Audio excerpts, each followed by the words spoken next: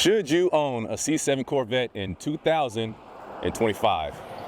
I'll tell you right now why I do. For one, I'm a power-hungry fiend when it comes to cars. I love power. Power runs and dictates what I decide what I want in a car. So with this, 650 horsepower, 650 foot-pounds of torque. Now I'm gonna explain to you the difference, that why that makes something, it's so important to me over the C8 Z06 right now. Don't get me wrong, I love the C8 Z06. I have a huge crush on it, but you've got 650 pound-feet of torque as opposed to, I think you're somewhere in the 400 with a C8 Z06. Now what that does for you is this landscape right here, you see the undulating terrain, you see the hills. If I step on this at the bottom of a hill in second gear at 2,000 RPM, in a C8 Z06, you're gonna be RPM hunting. And this, you don't care. You're just gonna take off, it's gonna scream, it's gonna yell, it's gonna tickle your insides if you like that engine, and you're just gonna take off. You're blasting. So if you like that in your car, that's something to really, really think about. For another reason, look at it. Look at the style. C8 Z06 is a beautiful car.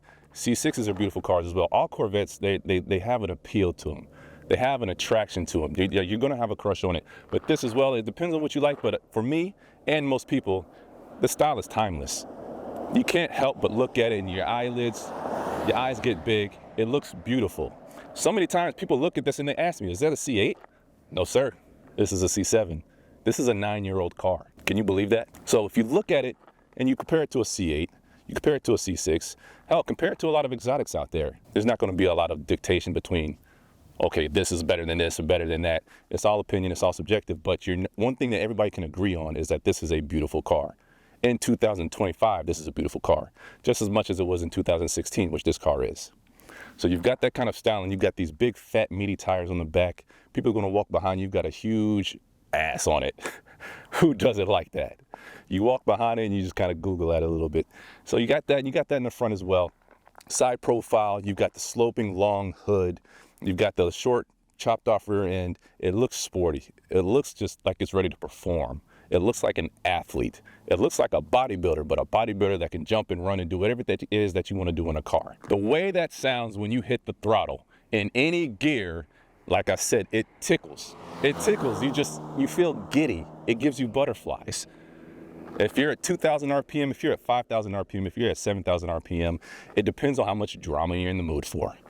That's all that counts. How you feel in the car. Whether you're on a circuit course, whether you're in a canyon, whether you're on a drag strip, how does that car make you feel? It makes me feel like an athlete, makes me feel like a superstar, makes me feel like a rock star, makes me feel like I'm capable of things I didn't know I was capable of behind the wheel of a car. It's incredibly confidence inspiring, and that sound is a lot to do with that. So when you hit that throttle at 5,000 RPM, boner alert, really. Any reason that you might decide that you don't want a Corvette in 2025, a C7 specifically, I mean, yeah, sure, some people could go into gas mileage and fuel economy, but let's be honest, if you're buying a Corvette, you don't care about gas mileage. But you can run into 14, 15 mile a gallon figures in the city. You couldn't be filling up. If you daily drive it, you could be filling up every 3 or 4 days, depending on how much you drive it. You could be dealing with that. Tires are expensive. I've got Continental Extremes on these, which are considered the cheaper versions. Incredibly capable tires. I've driven them all over the place. But it's going to cost about $1,600 to $1,800 for the, not budget, but more affordable option. As if you go all the way to Michelin Pilot Sports, or heaven forbid, Cup 2s, well, now you're thinking about $2,000 to $2,600 for a set of tires, if you can find them.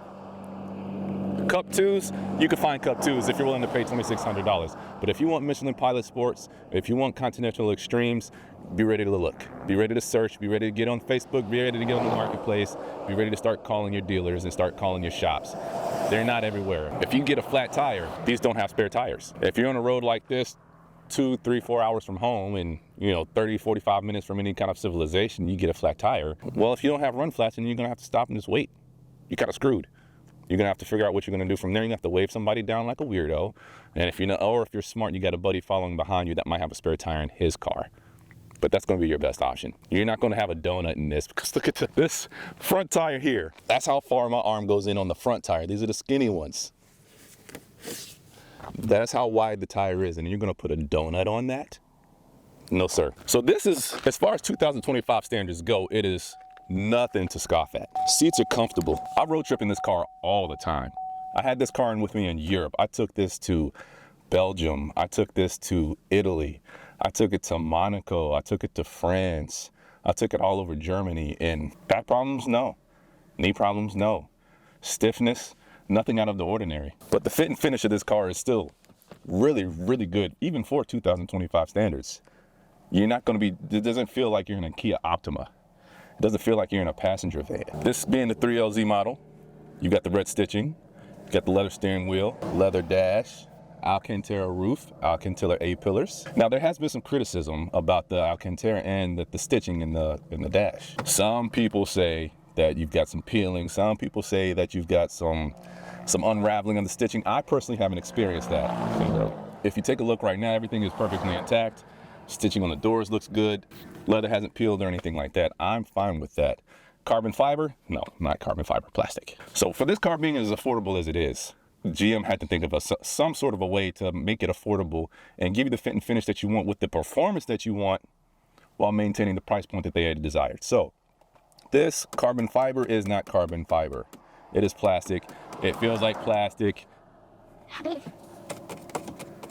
Chevrolet. If you know the meme. You don't want to do that on these because it's going to expose you. So, but with that being said, you'd have a Bose entertainment system. I think about an 8-inch subwoofer in the back, and it thumps, it knocks hard. You start the car up.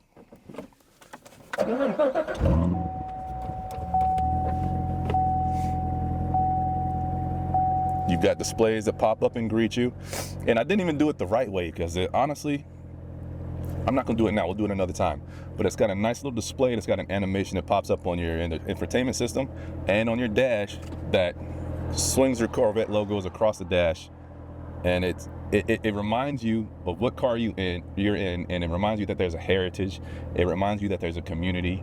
It reminds you that there's an emotional content to this.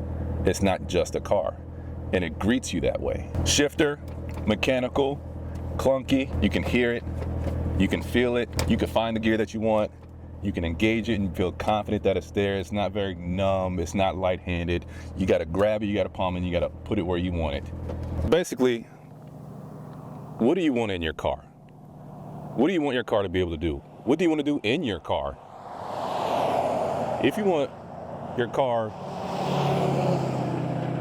to invoke some sense of emotion, some sense of spiritual content, if you want to hear your car and feel your car beyond what it does just in traffic or in the driveway in a garage, if you want it to invoke something inside you that's going to stay with you when you get out of the car and walk inside the house or walk into the restaurant or walk into wherever it is that you're going, whether it do that by the sound, the engine note, the exhaust note, acceleration, the way it feels inside of the way people look at you when you're driving it. Ask yourself, what do you want your car to do?